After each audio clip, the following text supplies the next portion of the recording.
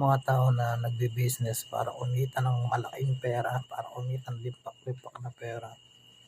Pero ang kapalit nun, yung puso nila namamatay na.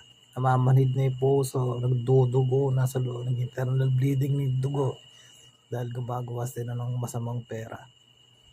Mas mabuti nung kumikita ka ng 50 pesos sa isang araw pero yung puso mo masaya. Kasi yung puso mo pag nag-stop yan, sa oras na mag-stop yan, kahit gaano karami pera mo, hindi na mapapagana yung puso mo. Alas palitan ng electronic equipment yung puso mo. Kaya lang, hindi ka pa rin masaya dahil hindi na puso ng tao yung nakakabit sa'yo. Ibig lang sabihin, kung gumagawa ka ng masama dahil lang sa pera, mas mabuti pang gumawa ka na lang ng puso na lang gawin mo para yung puso mo mapalitan ng electronic para hindi na tablan kahit ano.